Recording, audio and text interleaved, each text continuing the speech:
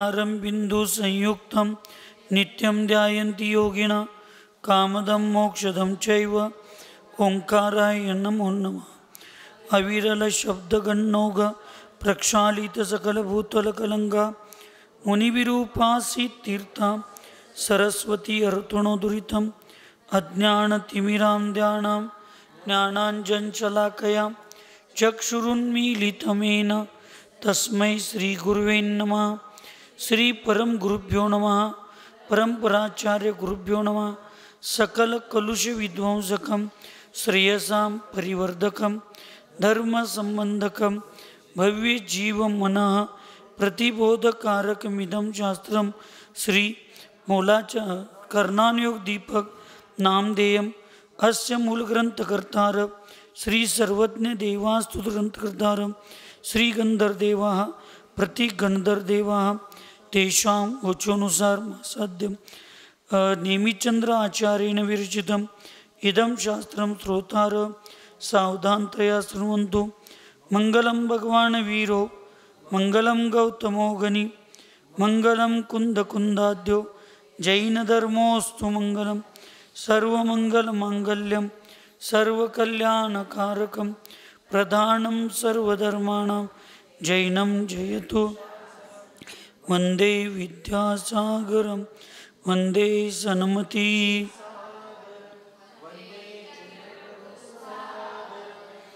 भक्त्या प्रणम्य वीरं सर्वज्ञं सर्वजनहितदक्षं करणानुयोगदीपं कुर्वे स्वान्तस्तमो विघातार्थं। पंचपरमेष्ठी भगवान की, अहिंसा में विश्व धर्म की, सिद्धांत शास्त्र की, चारित्र चक्रवर्ती 20वीं सदी के प्रथमाचार्य शांति सागर जी महाराज की, आचार्य भगवंत नेमिचंद्र जी मुनिराज की, संत शिरोमणि आचार्य गुरुवर विद्यासागर जी महाराज की, शांत मूर्ति वत्सल रत्नाकर आचार्य गुरुवर सन्मति सागर जी महाराज की, 3,9 करोड़ महामुनि राजों की।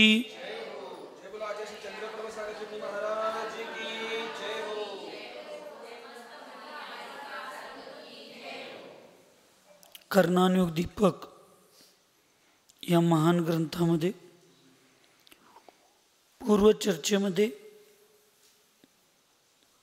4 प्रकारच्या ज्या संज्ञा आहेत त्या संज्ञेतील आहार संज्ञा आणि भय संज्ञा यांची चर्चा पूर्वसत्रामध्ये झालेली होती। आज मैथुन संज्ञा बघायची आहे। मैथुन संज्ञा किसे कहते हैं? अंतरंग में वेद 9 कषाय की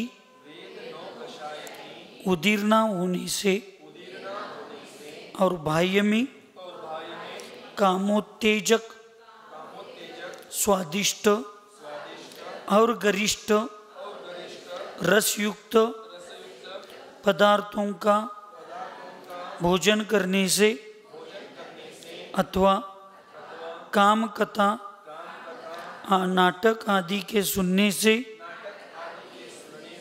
अथवा पहले के भुक्त विषयों का स्मरण करने से अथवा कुशील पुरुषों की संगति से जीव के हृदय में जो काम वासना उत्पन्न होती है उसे मैथुन संज्ञा कहते हैं।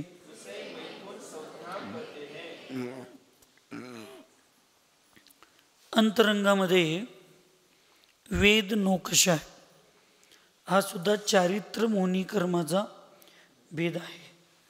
त्याचे नपुंसक वेद, स्त्रीवेद आणि पुरुषवेद असे 3 भाग पडतात।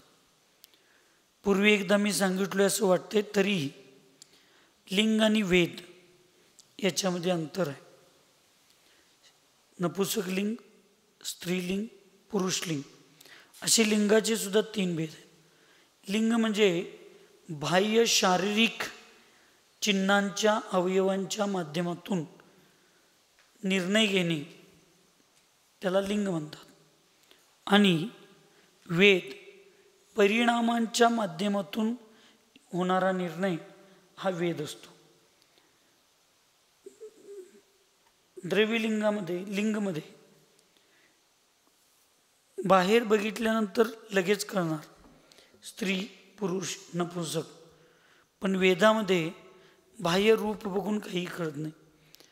बाह्य रूप स्त्रीलिंग असेल तर तिन्हीपैकी कुठल्याही वेदाचा उदय असू शकतो. मनुष्य आणि तिर्यंच कर्मभूमीतल्यांची चर्चा चालू आहे. स्वर्ग देवगती आणि नरकगती आणि भोगभूमीमध्ये बहिरंग लिंग जे असतं त्याचाच उदय अंतरंग वेदामध्ये असतो. ह्या गोष्टींचं आपण लक्षात घेतलं पाहिजे.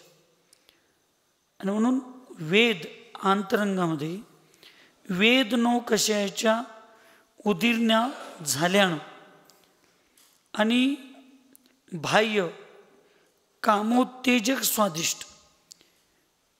कामचा अर्थ एकतर मूलतः शारीरिक विषय वासना हाच घेतला जातो, पण पंचेंद्रिय विषयांची प्रत्येक विषयामध्ये आसक्ती असणे त्याला काम वासनाच असं म्हटलं जातं. पंचेंद्रिय विषय 27 आहेत आणि मन एक धरून 28. तर त्याच्यामध्ये बाहेर काम उत्तेजक याचा विषय फार चांगला आहे, पण आता तुम्हाला सगळ्यांना किती आवडेल याची गॅरंटी मला नाही. जैन धर्मामध्ये वास्तविक शेवगा अभक्ष नाही, पण शेवगा काम उत्तेजक आहे म्हणून शेवगा अभक्ष व्रतींना प्रतिमाधारींना किंवा साधूंना सांगितला, पण एकांतानं नव्हे. ते औषध रूपामध्ये सुद्धा औषध म्हणून खाल्ला तर त्याचा दोष नाही, पण भाजी रस जिभेच्या अपेक्षेनं खाल्ला तर ते अभक्ष आहे, कारण ते काम उत्तेजक पदार्थ आहेत. एवढ्यासाठी द्विदल वांगीसुद्धा काय तुमचं अभक्ष शास्त्राप्रमाणे नाही, पण वांगीमुळं बहुबीजाचा पण फार काय मोठा दोष नाही श्रावकांना किंवा कोणाला, पण वांगीमुळं सुद्धा कामोत्तेजक काम विषय वासना वाढतात. वांगी पचनशक्ती होत नाही आणि वांग्यामुळं बुद्धी तीव्र होत नाही, मंद होती. एक माझ्यासारखा मंद मुलगा असेल तर म्हणते काय वांग्यासारखा आहेस बघ, कामच पटपट करत नाहीस म्हणतात की नाही. तर मंद बुद्धी होती, मादकता त्याच्यामध्ये निर्माण होत असते. म्हणून जे व्रती आहेत जे अनुव्रती आहेत तेवढ्यासाठी विवाहपूर्व जे यौवन अवस्था किशोर अवस्था असते, त्या किशोर अवस्थेत अजून मी कंदमुळात गेलो नाही. कंदमुळात तर अहिंसा आणि हिंसेच्या अपेक्षेनं तर ते अभक्षच आहे. त्यामुळं कांदा लसूण बटाटू मुळा ह्या गोष्टी लांबच्याच आहेत, पण भक्ष्य म्हणून सुद्धा जे आहेत ते पदार्थ सुद्धा काम उत्तेजक असल्यामुळं ज्यांना स्वतःचं शील स्वतःचं चारित्र्य सुरक्षित ठेवायचं आहे त्यांनी अशा वस्तूंचं सेवन करायचं, त्यांच्यासाठी ते अभक्षच आहे.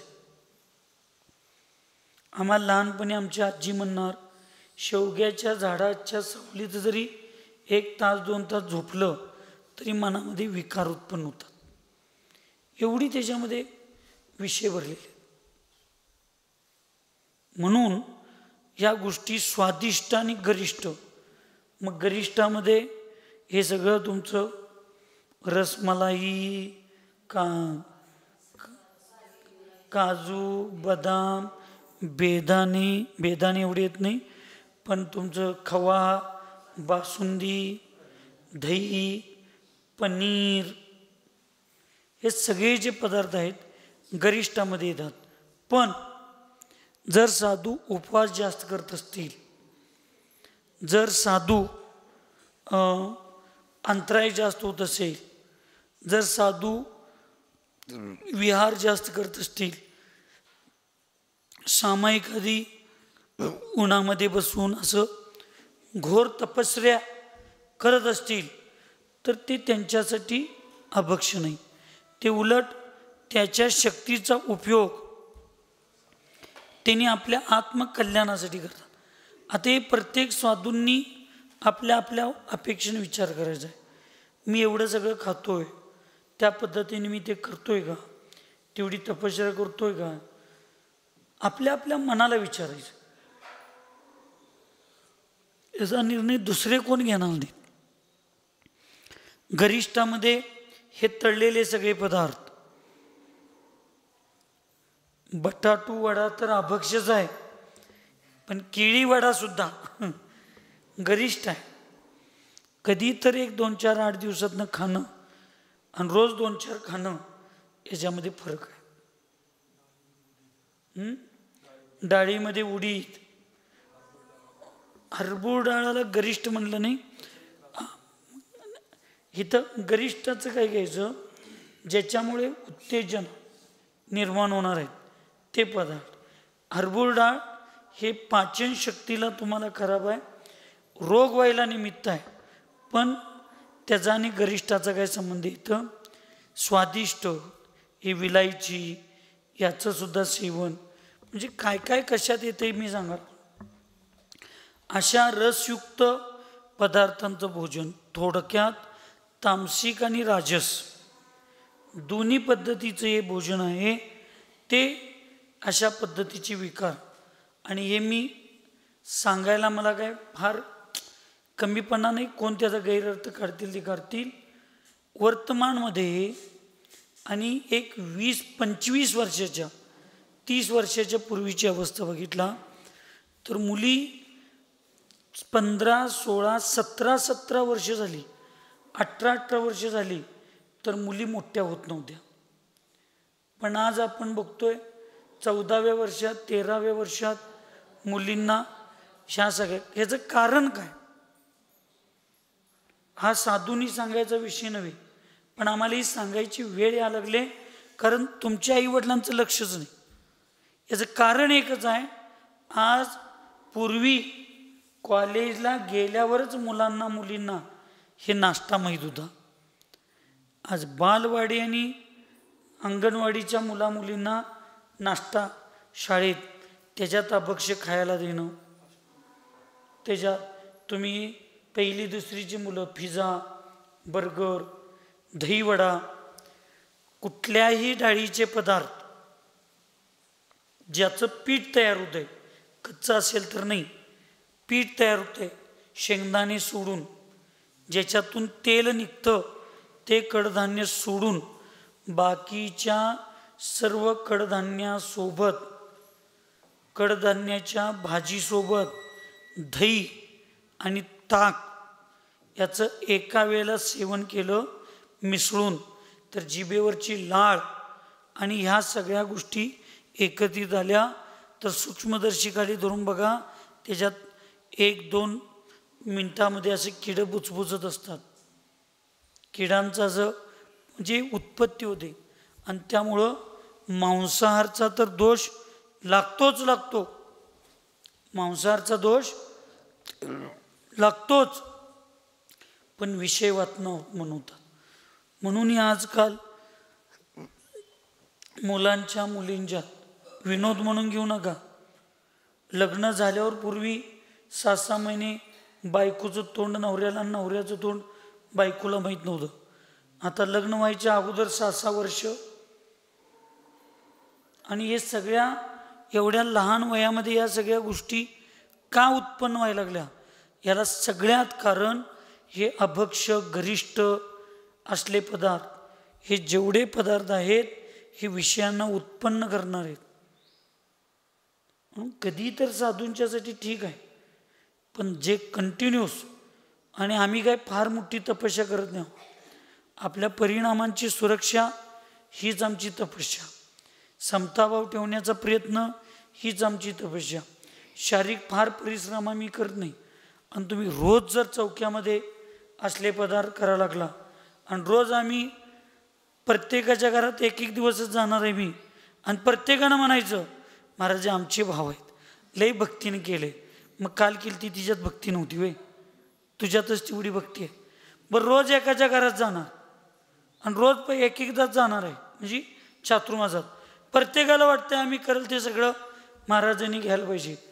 तुमच्या सगळ्यांची मनं राखायला जाऊन आमच्या मनाचं काय, आमच्या विचाराचं काय. आज अध्यक्षबाईनं म्हैसूर पाक आणली होती. म्हैसूर पाक मेहरबानगी केली, शाईचं म्हैसूर पाक आणली. रोज मग असं जर आम्ही गरिष्ठ खायला लागलो आणि तपस्या जर नाही केली, साधना नाही केलं, तेवढं कष्ट नसेल, तेवढं परिश्रम नसेल, तर मनामध्ये मग परिणामांची विचित्रता होण्याची शक्यता असते.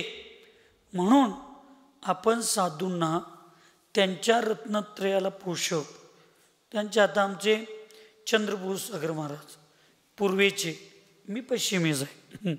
आचार्यजींच्या संघात चंद्रभूस सागर महाराज आहेत, ते पूर्वेचा सूर्य. एक आहार, एक उपवास, 3-3 तास, 2.5 तास, 2-2 तास उभारून सामायिक करायचं, ह्या सगळ्या गोष्टी चेष्टा नाहीत. आता त्यांच्यासारख्या साधूंना ते खातात नाही खातात आम्हाला माहीत नाही, तिथं तुम्ही आग्रह करायला पाहिजे. दुधाला, बासुंदीला, खव्याला, सगळं. आमचं काय हो, सत्य स्वीकारायला पाहिजे. मी विनोद म्हणून सांगत नाही.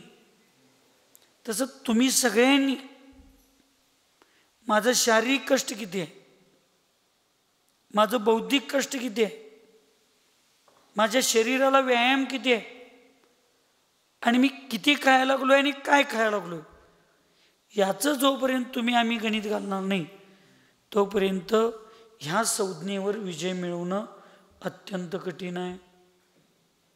ही संज्ञा विजयाला प्राप्त करणं अत्यंत कठीण आहे. म्हणून आम्ही सगळ्यांनी ह्या गोष्टीचा विचार केला पाहिजे. स्वादिष्ट और गरिष्ठ रसयुक्त पदार्थों का भोजन करने से अथवा काम, कथा, नाटक आदि के सुनने से, हे मोबाईलवरचे, हे टी व्हीवरचे हे सगळे रील्स आहेत, हे नको नको तसले पिक्चर्स, नको नको तसले सिरियल्स, वेब सिरियल्स, असे सगळे जे आता सिरियल यायला लागले, बघण्यासारख्या कथा 24 तासात, गोष्टी 1 तास 2 तासाच्या राहिल्या. आता 22 तास केवळ विषयांची वासना, नुसता सगळं हे असंच चालू आहे. आणि म्हणून अशा अशा बघण्यामुळं सुद्धा पूर्व भोगलेले भोग स्मरण होऊ शकतात किंवा इतरांच्या बाबतीत. म्हणून आम्ही कायम सगळ्यांना सांगतोय, आम्ही आमच्या संघात बऱ्यापैकी ब्रह्मचारी दीदींना, ब्रह्मचारी भैयांना सूचना देतोय, कुठलीही वस्तू घेताना महिलांच्या हातातली घ्यायची नाही, पुरुषांच्या हातातनं घ्यायचं नाही. दीदींनी पुरुषांच्या हातात देणं घेणं करायचं नाही, भैयांनी महिलांच्याकडं डायरेक्ट देणं घेणं करायचं नाही. जास्त महिलांची गर्दी असली तर मी कधीही भैयांना त्या गर्दीत उभा करत नाही. बाहेर राहायचं, एक घास घालायला बोलवतो तेव्हा यायचं, बाहेर जाऊन उभं राहायचं. फार ह्या गोष्टी गरजेच्या आहेत. कारण दिव्याजवळ तूप नेलं, ते देशी गाईचं असू दे, गिर गाईचं असू दे, जाफराबादी म्हशीचं असू दे, नाही तर मुरा म्हशीचं असू दे, कशाचंही असू दे, ते विरघळणार, पागळणार. म्हणून तुम्हाला सगळ्यांना राग येतो, वाईट वाटतं की महाराजींना पदर घ्यायला का सांगतात, महाराजी चौक्यामध्ये एवढं असं का वागतात, घरातले पुरुष किंवा चौक्यात 2-3 पुरुष का पाहिजे, याची कारणच आहे ती. महाराजांच्या आजूबाजूला पुरुषांनी राहिलं पाहिजे, माताजींच्या आजूबाजूला महिलांनी बसलं पाहिजे, मग आहारचर्या, मग आहार क्रिया झाल्या पाहिजेत. डोक्यावर पदर नसते, पदर इकडं पाठीला खवलेलं असतंय, कशाही अवस्थेत, केसांची विचित्रता, शारीरिक विचित्रता, कपड्यांची विचित्रता, मग हे जे व्हिडिओ रील्स सगळीकडे प्रसारित होतात, साधूंना विकल्प नाही, हम अच्छे तो दुनिया का कोई हमें विकल्प नाही म्हणतात. अरे तू मस्त चांगला आहेस, तुला दुनियाचा विकल्प नाही, कारण दुनियाला धर्माबाबतीत विकल्प व्हायला लागले त्याचं काय. मग ही लोक म्हणतात असं सगळ्यांच्या पुढं असं महिला डोक्यावर पदर न घेता, छाती व्यवस्थित न झाकलेली, साडी व्यवस्थित नसते, ड्रेस कसं पण असतात, तरुण मुली असतात, तरुण महिला असतात, आणि असं सगळ्यांच्या पुढं महाराजांच्या पुढं अशा महिला जातात. तर मग एकांतात खोलीत असतात तेव्हा काय करत असतील, शंका येते की नाही. माझ्या पुढे लेका तू सुपारी काय लागलास, माझ्या मागं तू मावा गुटखा खात नसेल कशावरनं. आपण आपल्या मुलांना ते म्हणतोय की नाही, मर्यादा आहेत की नाही आपल्यात, शिस्त पाळतोय की नाही आपण. तसं म्हणून तुम्ही पण चांगला आहेत, सगळे साधू चांगले आहेत. तुम्ही चांगलंच राहण्यासाठी आणि सगळे साधू चांगलेच राहण्यासाठी रोग झाल्यावर औषध खाण्यापेक्षा रोग होऊ नये म्हणून पथ्य पाळणं हे कधीही श्रेष्ठ असतं. म्हणून आमच्याकडे मुलींची, महिलांची संख्या, तरुण पोरांची संख्या कमी आहे, की आम्ही असलं काय फाजीलपणा करून देत नाही. संख्या फार महत्त्वाची नाही. पूर्वीचा अशुभ कर्माचा, पाप कर्माचा उदय असेल म्हणून पण आमचा प्रभाव जास्त होत नसेल, पण आपण आपल्या मर्यादा सुरक्षित ठेवणं अत्यंत गरजेचं आहे लक्षात. म्हणून तुम्ही पहिला संकल्प केला पाहिजे की कुठल्या साधूंना मलाही सांगायची वेळ येता कामा नये, असले कपडे घाला आणि असं दुपट्टा घ्या आणि असं करा आणि तसं करा, डोक्यावर पदर घ्या. आम्हालाच साधूंना सांगायची वेळ येऊ नये याची काळजी आपण घेतली पाहिजे.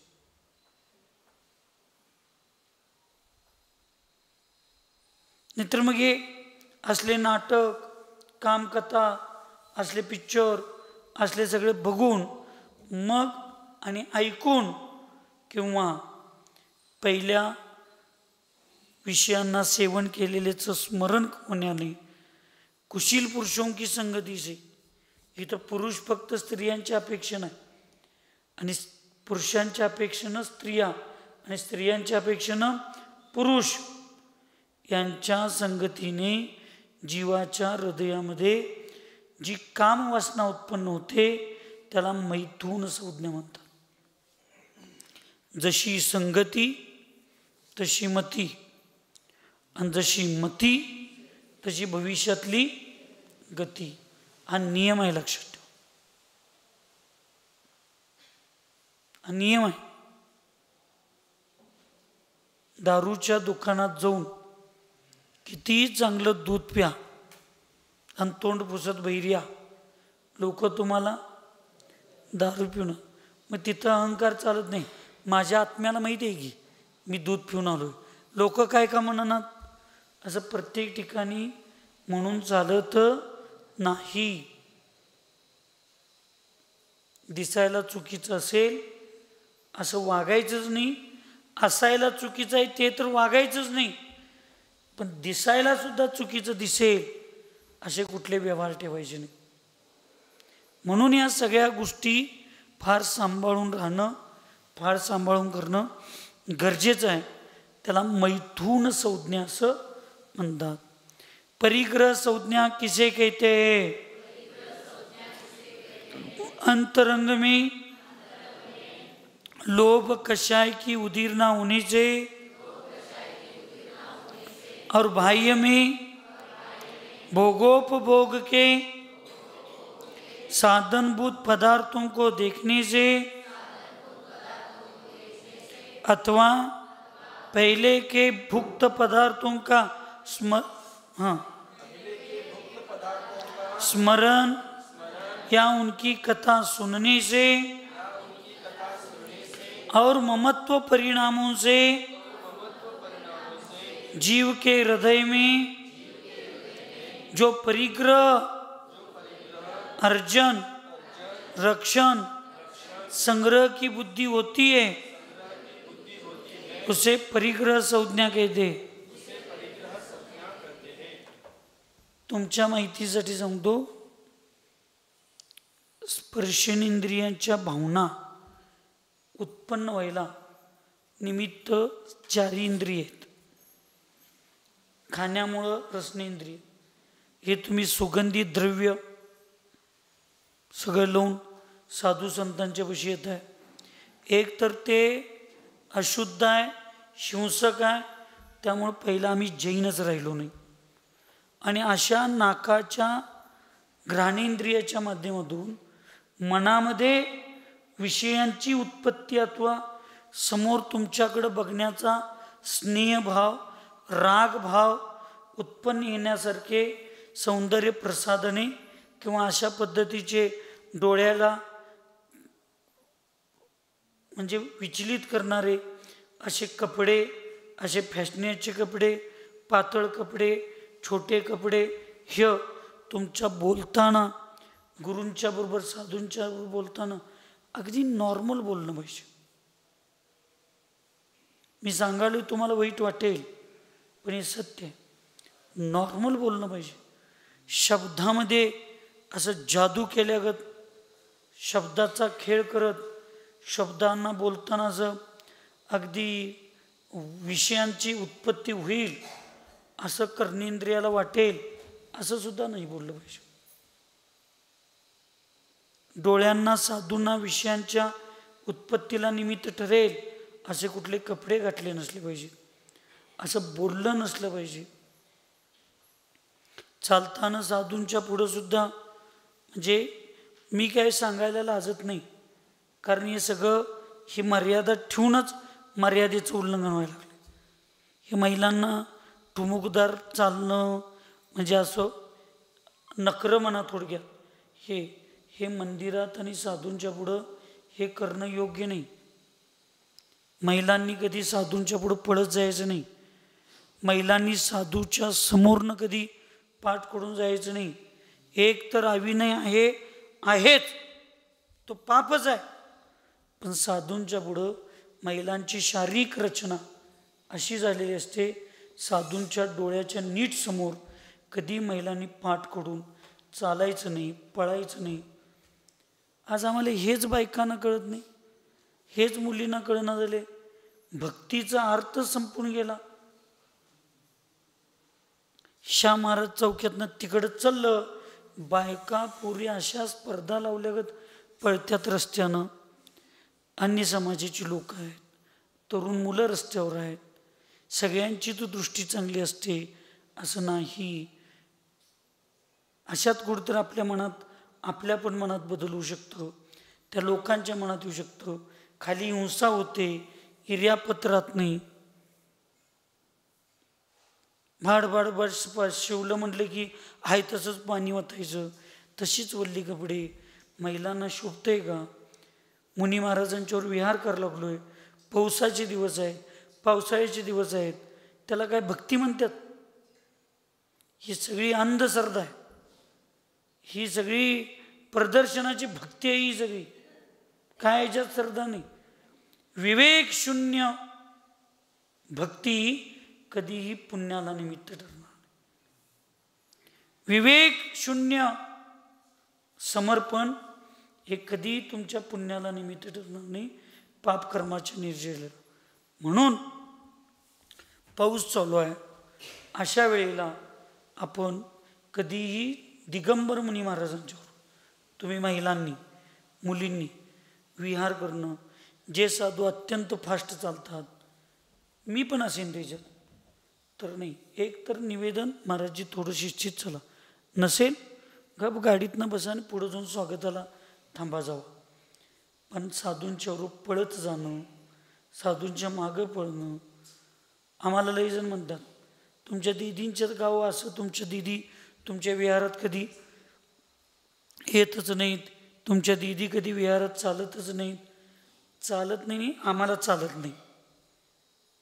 तेवढंच 1-2-3 किलोमीटर आहे, वातावरण चांगलं आहे, 4-5 किलोमीटर आहे, ठीक आहे.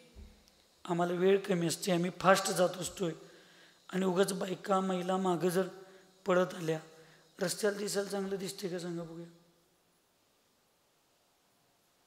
तुम्हाला वाटते ही भक्ती, ही भक्ती नाही, लक्षात ठेव.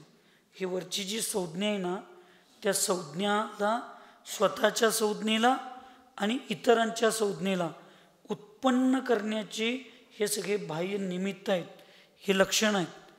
आणि हे मी करत नाही म्हणून आमच्याकडे संख्या कमी आहे. आमच्याकडे धाबडदिंगा काहीही चालत नाही. विधान आहे, भक्ती आहे, आरती आहे. तुमची भक्ती, तुमची आरती, स्टेजच्या खाली काय करायचं ते करा. काय साधूंच्या पुढं अतिलय नाचलं, अतिलय हुदुड्या गाठलं, उगाच दान दान दान पळत गेलं, ह्याला भक्ती म्हणतात का?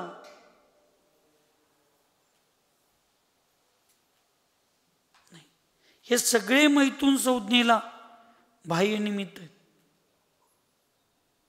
मग आपल्या परिणामांचा संकलेश परिणाम झाले, साधूंचे किंवा अन्य पुरुषांचे परिणामांच्या मध्ये संकलित येईल. आणि सगळ्यात मोठं जिनधर्माच्या अप्रभावनीला आम्ही निमित्त झालो. काही चांगली लोक म्हणणार, काय या महाराजांना दिसतंय नाही बायका पोरींना असं रस्त्यावरनी पळवत घेऊन चालल्यात. काही चुकीची माणसं म्हणणार, जैनांच्यात बघा असलं असते म्हणून बघायला जायचं असते. ते भक्तीच्या नावावर रस्त्यावरनं नाचणं, भगवंतांच्या पुढं रस्त्यावर नाचणं बायकांनी, मुलींनी, महाराजांच्या पुढं रस्त्यावर नाचणं. अरे भक्ती करायला तुम्हाला मंदिर आहे, भक्ती करायला समोशन आहे, मंडप आहे. रस्त्यावर नाचणं भक्ती म्हणत नाहीत. भक्तीचा अनाठेव पण आहे तो. वाईट वाटेल मी बोलायला लागलोय, पण वास्तविक सत्य आहे, लक्षात. हे आज साधू लोक जी उगाच गर्दी आणि प्रभावण्यासाठी चलो चलो चलो, काय चलो, कुठे चला, नडरी काय नडरी. मग तुम्हाला जायचंच आहे ना, तर त्या महिलांच्या चालीनं, मुलींच्या चालीनं चालायसारखं चाला. म्हणून कुठलीही गोष्ट, ह्या सगळ्या गोष्टी फार महत्त्वाच्या आहेत. ज्यांच्यापर्यंत हे सगळं घराघरातनी चाललंय, किती लोकांना चांगलं वाटेल माझं बोलणं माहीत नाही. काही साधूंना पण राग येईल, काही असल्या अंधभक्तांना पण राग येईल, पण आमचा धर्म अंध नाही. कितीही तुम्ही म्हणा डोंट टच मी, पण वस्तू चांगली दिसली, लोकांच्या मनामध्ये ते भाव येणार. भावावर कंट्रोल नाही राहिलं तर त्याचा उद्रेक होणार, आणि उद्रेक झाला की तुमच्या जीवनात संकट येणार. चांगलं दिसायसाठीच आम्ही नखरं करायला लागलोय, चांगलं दिसायसाठीच कपडे नको तसली घालायला लागलोय, चांगलं दिसायसाठीच हे सगळं मेकअप करायला लागलोय, लोक माझ्याकडे बघावी म्हणूनच हे सेंट बिंट मारायला लागलोय. आणि सगळं मग तुम्ही लोकांनी बघायसाठी आणि लोकांच्यात तुम्ही प्रदर्शित होण्यासाठीच हे सगळं जर करत असाल, तर लोक बघणार तुमच्याकडं आणि म्हणायचं घरात येऊन, तो माझ्याकडे बघितला, तो माझ्याकडे बघून शिट्टी मारला, तो बघा माझ्याकडे बघून हसला. तुम्ही बायकोंनो मुलींनी घरात बसा आणि पुरुष लगेच मारामारी करून मारायला जेलमध्ये जायला ही तयार आहेत. लक्ष्मण रेखा का उल्लंघन, सीता करे या रावण, चाहे खुद राम भी क्यों ना हो, उसको दंडित होना पडेगा. म्हणून साधूंच्या पुढे येताना मर्यादित. मी आता इथं बघतोय, काही वेळेला आम्ही वर असतोय, काही वेळेला समोरून तिकडं बाहेरून काडगीतनं येत असतोय, काही असं. इथं पायरी पैसे आल्यावर डोक्यावर पदर घेतात, आणि पायरी काही लोकांची लय लांब राहिली, अजून महाराजांचं पायावर पडून टर्न मारला नाही तर का डोक्यावरनं पदर खाली पडला. 70 वर्षांच्या बायकांना सुद्धा पदर घ्यायला लाज वाटायला लागली आज. आणि आम्ही म्हणायचं आमच्या सुना रस्त्याच्या कट्ट्यावर बसतात, पायरीवर बसून हसत बसतात. अरे तू सासूच तुझ्याकडं मर्यादा नाही, तो आई म्हणून तुझ्याकडे मर्यादा नाही. ह्या वयात तुम्हाला डोकीचं, केसाचं आणि शरीराचं प्रदर्शन करायचे भाव आहेत. चुकीचं समजू नका. त्या आता वा लिक्का सुद्धा तुमच्या डोकीत व्हायला कंटाळल्यात. असं डोकं भद्र झाले सगळं 60-70 वर्ष वयात, तरी पण वाटते मला अजून असंच गावात फिरव. काय सांगायचं सांगा तुम्हाला. म्हणून वाचू नका, हे समजावून घ्या मला नेमकं काय करायला पाहिजे. म्हणून साधूंच्याकडं कटाक्षानं कधी कुठल्याही परपुरुषाकडं कटाक्षानं बघायचं नाही. बघताना मनामध्ये कधी स्नेहभाव आणायचं नाही. श्रद्धाभाव पाहिजे, आस्थाभाव पाहिजे. विषयांचं भाव करून पण हसणारी लोक आहेत आणि प्रेम, आनंद, भक्ती, श्रद्धा, आस्थेपूर्वक बघताना सुद्धा भगवंतांच्याकडे बघताना असताना कधी रागभाव उत्पन्न होतोय. आणि तेच हास्य एका परपुरुषाकडे बघताना बघा मनामध्ये किती परिणामांची विचित्रता होते. म्हणून व्याख्यापाठ करू नका मैथुन संज्ञेची. ह्याची कारणं शोधायला पाहिजे, याचं मूळ शोधायला पाहिजे. आणि म्हणून आपण स्वतः सुरक्षित राहिलं पाहिजे. आपण चांगलं दिसण्यापेक्षा चांगलं असणं फार महत्वाचं. नकोच दिसणे केवळ सुंदर, अंगी बनवा गुणही सुंदर, त्याच गुणाचे होते कौतुक, चला सद्गुणी होऊया, आपण सुंदर होऊया. मलाही ब्रह्मचर्य अवस्थेत सवय होती. सवय म्हणजे अशी काय, मनात कधी विचार आला नाही, पण मी का पूज्य सुपारसागर महाराजांना माझ्या गुरुस्थानावर घेऊन जातोय, श्रीकांत भैया, आम्ही का महाराजांना गुरुस्थानावर मानतो. मलाही सवय होती आहारला जाताना खाली लुंगी किंवा धोतर नेसायचं आणि वर उपरणं घ्यायचं. मधी तर मी एवढा फॅशनेबल ब्रह्मचारी झालो, ते क्षुल्लक महाराज असं घडी करून घेत नाहीत काय, दादा घेत होतो बघा लुंगी असं गळ्यात दुपट्टा तसं, पण दादांच्या अंगात बंडी असायची, शर्ट असायचं. आमच्या अंगावर काही नाहीच, बनील बिनील असं घ्यायचं. एक दिवस सुपारसागर महाराजांना ते बघितले आणि सुपारसागर महाराज म्हटले, तू ब्रह्मचारी आहेस, तू तरुण आहेस, जिनेंद्र हे तुला शोभत नाही, तुला असं घ्यायचं असेल तर बनील घाल, तुला असंच घालायचं आहे दुपट्टा, हे असं शर्ट असते बंडीसारखं तसलं शिव, पण दीक्षा घ्यायचं आहे याचा अर्थ दीक्षेच्या अगोदर शरीराचं प्रदर्शन करायचं नाही. म्हणून सुपारसागर माझे गुरु आहेत. माझं ते फार कौतुक करतात असं नाही, पण जग माझं कौतुक करावं असं त्यांनी माझ्यावर संस्कार केले, म्हणून ते माझे गुरु आहेत. आज तुम्हाला सगळ्यांना तुमचं कौतुक करणारे गुरु आवडतात, कौतुक करण्यासारखं वागवणारे गुरु आवडत नाहीत तुम्हाला.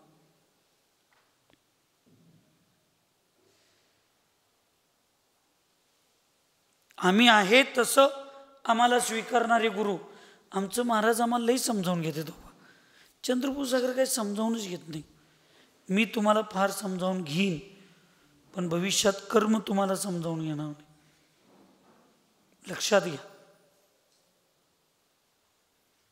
म्हणून आज काय थोडेफार लई माझ्यात चांगले गुण आहेत असं नाही, पण जे काही थोडेफार गुण माझ्यात चांगले आहेत त्याला सुपारसागर महाराज, विदेमती माताजी, माझे वडील, ह्या दोन गुरूंचं तर मी काय सांगू शकत नाही किती उपकार आहेत. पण ही लोक आम्हाला सावरली, या लोकांनी आम्हाला शिकवलं. मी काय तर जिनेंद्रला म्हणलो तर ते आम्हाला सोडून जाईल, मग आमची व्यवस्था कोण करणार, आमची सेवा कोण करणार, माझ्यावर आहारला कोण येणार, असलं सुपारसागर कधी विचार केले नाहीत. त्या दामणीत मी पाणीच मारणार 5-5 तास, एक दिवस तर महाराज म्हणले माझ्या खोलीतच यायचं नाही तू. कशा? महाराज म्हटलं काय माझं चुकलं? अरे तू कधी सामायिकच करत नाहीस, तू भगवंतांचा अभिषेक करत नाहीस, एक 5 मिनिटं पुस्तक वाचत नाहीस, हे तू जे काम करायला लागलायस ना, हे त्यावेळेला 100 रुपये पगार दिल्यावर कोण पण करतंय. मग तुला ब्रह्मचारी म्हणून समाजानं पोटाला घालायची गरज काय? समाज तुला ब्रह्मचारी म्हणून 2-2दा पोटाला घालतात. ती जुन्या दामणीची लोक, फार उपकार आहेत त्यांचे माझ्यावर. तुला ब्रह्मचारी म्हणून घालतात, कामगार म्हणून घालत नाहीत. आणि तू इथं सगळं कामगारागतच वागायला लागलायस. तिकडे अपूर्व सागर महाराज म्हणणार दीक्षा घेतल्यावर आपल्या आत्म्याला सोडून काय करायचंय? जिनेंद्र, जोपर्यंत संधी आहे तोपर्यंत कामच करायचं. इकडं आलो याने म्हणणार अरे ते कर, खरं जरा स्वतःच पण बघ. कशा? म्हणजे हे सगळं महाराजांचे उपकार माझ्यावर एवढे आहेत. म्हणून कामाच्या ठिकाणी काम, बस आत्ता येऊन तुला की गप्पा मारत बसू नकोस. हां, त्यांना पण असलीच लागतात आणि तुला पण तसलीच लागतात. हे असले सगळे महाराजांनी आम्हाला, असलं ना आत्ता बोललो असलं म्हणजे मग सांगितलं तसं, असे संस्कार केले. त्यामुळं आज आम्ही आचार्यशींच्या नंतर आमच्या हृदयस्थान हे पुण्याईनं, गुरुकृपेनं, समाजाच्या प्रेमापोटी जरी आम्ही आचार्य असलो तर सुभाष सागर महाराज आमच्यासाठी गुरुस्थानच आहे, लक्षात. म्हणून आपण जसं आहे तसं स्वीकारणारे गुरु आपल्याला नको आहे. जग आपल्याला स्वीकारावं असं तयार करणारे गुरु आमचे खरे गुरु असतात. ही व्याख्या तुम्ही लक्षात ठेवायला पाहिजे. ही व्याख्या तुमच्या लक्षात आली पाहिजे. म्हणून सौंदर्य प्रसाधन करून कधीही मंदिरात, कधीही साधू संतांच्या समोर कधीही यायचं नाही.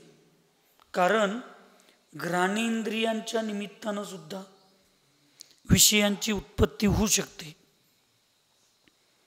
वास आला तर तिकडं पाणीपुरीचा रिंकूला इथं जीव गमत नाही. रिंकूची मैत्रीण 10 लक्षण व्हायचं वाट बघत होती. कवा एकदा 10 लक्षण होईल. खरं आहे की नाही? झूठ बोले कवा गटे, खरं आहे की नाही? आणि कधी एकदा काय तर जाऊन बाहेरचं खाईन, पण आणि म्हणली महाराजांच्या सानिध्यात आहे, निदान 4 महिने तरी. मी आत्ता नाव घेत नाही, तो किती पण म्हण, मी माझ्या भक्तांचं चांगलं तेवढंच नाव घेऊन सांगतो. असं होतंय. वास आल्यावर आपल्याला भाव होतात की नाही खायचे, डोळ्याला बघितल्यावर भाव होतात की नाही, तसंच मैथून संज्ञेच आहे. अशा जर विषयांना उत्पन्न करणारे, म्हणून सुशांत मी सांगतोय, आपण साधूंच्या सोबत राहतो, आपण असं करतो, आपल्या शरीराची निरोगता, आपल्या शरीरामध्ये जीवजंतूंचं समोरची जीवाची उत्पत्ती होणे, इथंपर्यंतची स्वच्छता ठीक आहे. पण आपल्या शरीराचा सुगंध येण्यासारखी जर आम्ही जर जगा लागलो तर आपण महाराजांच्या सोबत असतो. आलं काय पोरीनो लक्षात? आपण साधू संतांच्या सोबत असतो, समाजातली मुलं इथं सगळी असतात, मुली असतात. तर असं आपण कुठल्याही प्रकारचं आभूषण किंवा पदार्थ, अशा कुठल्याही वस्तूंचं उपयोग किमान मंदिरात, किमान साधू संतांच्या जवळ येताना करायचं नाही, की जेणेकरून हिंसेचं पण पाप लागेल आणि परिणामांना इतरांच्या विचलित करण्याचं सुद्धा पाप लागेल. हिंसेचं पाप कमी लागतं, पण दुसऱ्यांचं मन विचलित केलेलंचं पाप फार लागतं. म्हणून अशी मैथून संज्ञा असते. आणि परिग्रह संज्ञा किसे कहते हैं? वाचलोय पूर्ण? हां, अर्जुन रक्षण. अंतरंगामध्ये लोभ कशायाची? मी वाचलोय, तुम्ही वाचला, अजून सांगितलोय कुठं? काय सांगितलोय? आता वाचना स्वाध्याय झाले, आता पृच्छना आणि अनुप्रेक्षा याचं आपल्याला करायचं आहे की अंतरंगामध्ये लोभ कषायांच्या उदीर्ण झालेलं आणि बाह्य बहिरंगामध्ये भोगोपभोग साधनभूत पदार्थांना बघितल्यानंतर, बघा तुम्ही खरोखर सांगायचं, जाता जाता येता येता त्या खवाट्यांच्या कापड दुकानाकडं बघितल्यावर घरात 50 साड्या असत्यात. रिंकूचा बाबा तर वैतागलाय, वर्षाला 8-9 ड्रेस. तेवढ्यासाठी ते आता त्याला बाजारला पाठवायचं बंद केला. घरचं बाजार कमी, हिजंच बाजार जास्त व्हायला लागलं सगळं. काय जर आम्ही बघितलो ना, आम्हाला बघा पाहिजे वाटते की नाही, नवीन काय जरी बघितलं पाहिजे वाटतंय. आणि परिग्रहाची इच्छा किती आहे? तुमच्या भागात एक व्यक्ती आहे, आहेत किती घरात? इन मीन 4.5-5 व्यक्ती. किती? 4.5 नाही तर 5 व्यक्ती. त्यांच्या शरीराची जेवढी 5 जणांच्या बोटं नुसता मोजली तरी तिची संख्या कमी, पण गाड्यांची संख्या जास्त. काल एकटा कुठल्या तर त्या मुंबईच्या काही कुठल्या ते रॉयल रेंजर कुठली गाडी मोठी आहे ते नरेंद्र मोदी वापरतोय तसली, एकट्या माणसाच्या घरात नुसता तसल्या गाड्या 32 काय 35 आहेत, ज्याची आणि घरात माणसं फक्त 7 आहेत. किती? त्या एका कंपनीच्या 2, 2.5, 3, 4 कोटीचे एक गाडी त्याच्या, आणि बाकीच्या कंपनीच्या आणि महागड्या गाड्या वेगळ्याच. ह्याला परिग्रह संज्ञा म्हणायचं. भोगोपभोगाचं साहित्य बघितल्यानंतर आपल्याला ते परिणाम. म्हणून तुम्हाला सगळ्यांनी शिकवलेलंच आहे, तुमचे तसे नियम असतीलच, पण बाकीच्यांना सांगतो मी, प्रतिमा म्हणजे शुद्ध भोजन नव्हे, केवळ. प्रतिमेचा अर्थ आहे भोग वस्तूंचा परिग्रह परिमाण सुद्धा करणे. भले तुमची प्रतिमा 7वी असली तर 100 किलो सोनं ठेवा. किती? 100 किलो ठेवा, पण प्रमाण पाहिजे. काय तुमच्या पुण्यहीन आणि चारित्र्याच्या उदयामध्ये उद्या तुम्हाला घरात मोठ्याच्या मोठं पेवच लागलं तर 200-400 क्विंटलचं, तर तुमच्या मनामध्ये तुम्ही केलेला जो प्रमाण आहे त्या प्रमाणाबाबतीत तुमची स्थिरता आहे काय ते बघितल्यानंतर तुमच्या मनामध्ये इच्छा बदलते, नियम बदलतो. ही परीक्षा असते. तुम्ही भले 10 घराचा नियम करा, पण तुमच्या वास्तूंचा नियम असला पाहिजे, शेतीचा नियम असला पाहिजे, तुमच्या साड्यांचा नियम असला पाहिजे. तुमच्या अंगावरचं सौंदर्याचं तेवढं तुम्ही भगवंतांच्या पूजेसाठी आणि धर्मासाठी जे तुम्ही सोनं चांदी उपयोगात चुकून वाढलं तर त्याचा फार मोठा दोष येत नाही. पण मालकी हक्क जर गाजवला, तुमच्या नावावरच ते कळस विकत घेतला, तुमच्या नावावरच देशवाणी का की तुम्ही ते घेतला आणि परिग्रह प्रमाणापेक्षा जास्त घेतला, तर ते नावावर कोणाचं आहे? भले वापर तुम्ही देवासाठी करताय, गुरूंच्यासाठी करताय, पण त्याच्यावर मालकी हक्क कोणाचा आहे? त्यामुळं परिग्रह प्रमाणाचा दोष, उल्लंघन केलेल्याचा दोष येणारच. म्हणून भोगोपभोग साधनभूत पदार्थांना बघितल्यानंतर पहिले के भुक्त पदार्थों का स्मरण. मग एक महिला एवढ्या हुशार असतात, महाराजजी माझ्या फक्त 5 साडीचा नियम आहे, माझ्या फक्त 5 साडीचा नियम आहे. आम्हाला पण एकदा लय आश्चर्य वाटतं, आम्हाला किती धार्मिक आहे बाई, फक्त 5 साडीचा. पण सलग 8 दिवस बघितलं तर रोज अंगावर साडी वेगळीच. मग आम्ही पण विचारतोय, तुम्ही तर असं म्हटलं वय 5च साडीचा नियम आहे, मग रोज वेगवेगळी दिसतंय. खाली फक्त 5 असतात, ती कपाटात 50च आहेत. ह्यातली निसून झाली की ह्यातली एक वर ठेवायची आणि त्या वरच्या कपाटातली गठुळ्यातली एक काढायची. खाली माझ्या तिजोरीत, माझ्या बेडरूममध्ये, माझ्या वापरण्यात फक्त 5चाच नियम आहे. असं पण मायाचेरी करून काय करणार तुम्ही? चालत नाही. संकल्प पाहिजे, नियम पाहिजे. म्हणून तुमचं परिग्रह, परिमाण, अनुव्रत 5वं आहे. प्रतिमाधारींचं अहिंसानुव्रत, सत्यानुव्रत, अचौर्यानुव्रत, स्वदर्श संस्कार, ब्रह्मचर्य अनुव्रत आणि परिग्रह, परिमाण. परिमाण झालं पाहिजे आपलं. काय? प्रतिमाचं का अनंत असंख्यात गुणी कर्माची निर्जरा व्हायला लागले? काय करताय तुम्ही वेगळं? ते खायला लागले त्याच गव्हाचं तुम्ही पण चपाती खायला. त्यांनी तांदूळ खायला लागले त्याच तांदळाचं तुम्ही पण भात खायला लागला. सगळं तेच आहे. मग नुसतं पाणी बदललं म्हणून, नुसतं सवळं निसून जेवला म्हणून एवढ्या असंख्यात गुणी कर्माची निर्जरा होते? नाही. तर माझा नियम आहे त्याला सोडून जगातल्या सगळ्या वस्तूंच्या बाबतीत तुम्ही त्यागी आहात. काय आहात? म्हणून मी प्रतिमाधारींना अर्धवट त्यागी म्हणतोय. अर्धवट म्हणजे अर्ध त्यागी. का? तुम्ही जेवढं परिग्रह, परिमाण लिहिलंय ना, त्याला सोडून जी जगात जेवढं जग आहे त्या सगळ्या जगाचा तुमचा काय म्हणजे मोहाच्या अपेक्षेनं त्याग आहे. म्हणजे तुम्ही अर्धे त्यागी झाला की नाही. साधूंचं चावर काही त्रस काही दोन्ही जीवांच्या हिंसेचा त्याग आहे. तुमच्या त्रस काही जीवाची हिंसेचा त्याग आहे. म्हणजे 2 पैकी एकाचा त्याग आहे. म्हणजे अर्धी त्यागी आहे की नाही तुम्ही.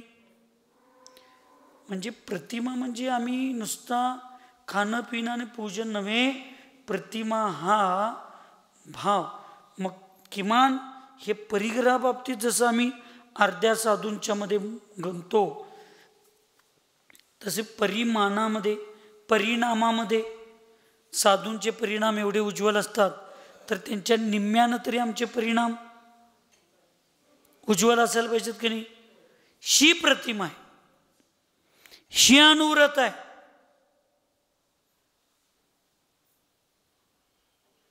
नुसता भगवंतांची पूजा केलो, अष्टक केलो आणि शुद्ध खाल्लो आणि शुद्ध पाणी पिलो, शुद्ध दूध पिलो नाही. नुसता ते म्हणजे तुम्ही म्हणत असाल तर नुसता पुण्य मिळवायची प्रतिमा तुम्ही घेतलाय. आणि परिणामांची उज्ज्वलता आणि परिग्रहाचा परिमाण केला असेल तर कर्म निर्जरीची प्रतिमा आम्हाला घेतली. मग साधुव्रत किंवा प्रतिमाव्रत हे नुसता पुण्यार्जनासाठी आहे काय पाप कर्माच्या निर्जरीसाठी आहे? दोन्ही काम त्याच्यात व्हायला पाहिजेत का नको? म्हणून परिणाम आणि परिमाण हे दोन्ही प्रतिमाधारींच्याकडे असलं पाहिजे. आणि आमच्याकडे तर परिमाण परिग्रहाचा असताच कामा नाही. आमचं अपरिग्रह आवृत आहे. आलं का लक्षात? याच जिज्ञासा म्हणायचं. हां, प्रश्न म्हणजे निशंकित अर्थ राहत नाही. हां,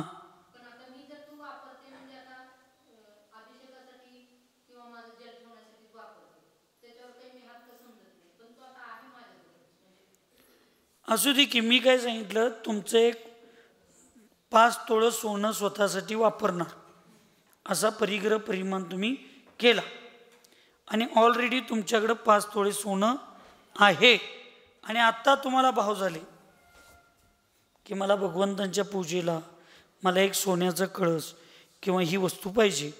आणि तो कळस तुम्ही काय तुमच्या शारीरिक सौंदर्यासाठी वापरत नाही, पण घेताना तो तुमच्या नावावर घेतला विकत, तर तो कोणाचा झाला?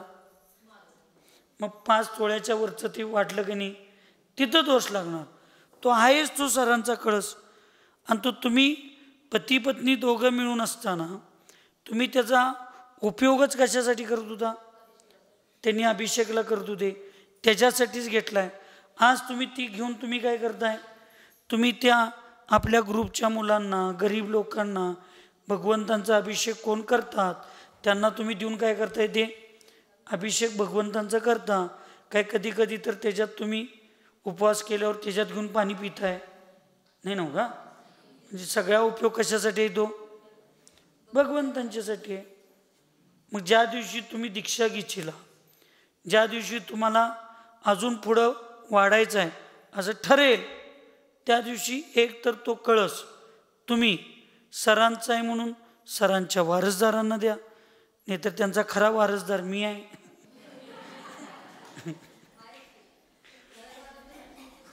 आहे नाही? हो का? घराचा वारसदार धीरज आहे, पण धर्माचा वारसदार कोण आहे? हा, मग सरांचं सगळं धर्माची व्यवस्था कोणाची आहे? हा, एवढंच लक्षात ठेवायचं. हा, सांगण्याचा उद्देश एकच आहे. तो कळस सुद्धा तुम्ही धीरजला दिला आणि तुम्ही जर त्याला सांगितला, बाबा या कळसाने तुझे बाबा रोज अभिषेक करत होते, तो किमान 8 दिवसातनं, 15 दिवसातनं, महिन्यातनं एकदा तरी तू या कळसानं अभिषेक कर, आपल्या बाबांची परंपरा मागं सुरक्षित ठेव, म्हणून तुम्ही जर त्यांना दिला तर त्याच्यामध्ये त्याच्या एवढी चांगली परंपरा दुसरी काही नाही. आणि ती करणारच नसेल तर मग तुम्ही अशा चांगल्या व्यवस्थेच्या ठिकाणी दिली, पण तुम्ही स्वतःची मालकी हक्क गाजवला. आणि जर तुमचं परिग्रह परिमाण जेवढं केलं आहे, 5 तोळं 10 तोळं काय, आणि तेवढं तुमच्याकडे सोनं नसेल आणि ते तुम्ही माझंच जरी म्हटलं आत्ता तरी त्याला पाप नाही. कारण नवऱ्याच्या वस्तूवर कुणाचा अधिकार आहे? सगळ्यात पहिला पत्नीचा असतोय, मुलांचा नसतोय. हे मी तुम्हाला केव्हा सांगितलो? तुमच्या परिमाणाच्या पुढं गेलं तर, आणि जाणारच नसलं तर ती वस्तू तुमचीच आहे.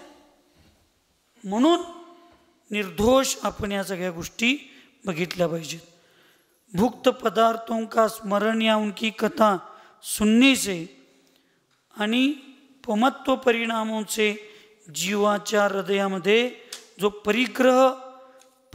परिग्रहाचं रक्षण करण्याचं, अर्जन म्हणजे मिळवण्याचं, संग्रह करण्याची बुद्धी असते, त्या बुद्धीला परिग्रह संज्ञाचं म्हणतात. आणि रात्रंदिवस कष्ट करून करून करून मिळवायचं. एक एक अवस्था अशी तुम्हाला सांगतो, एवढं सगळं मिळवतात, सगळं करतात आणि एवढं सगळं करून मरताना त्याची काळजी करून मरतात. आणि त्याच्यातच साप किड होऊन लोक काय होतात? जन्मायला येतात. म्हणजे त्याच्या रक्षणाची काळजी एवढी लागलेली असते.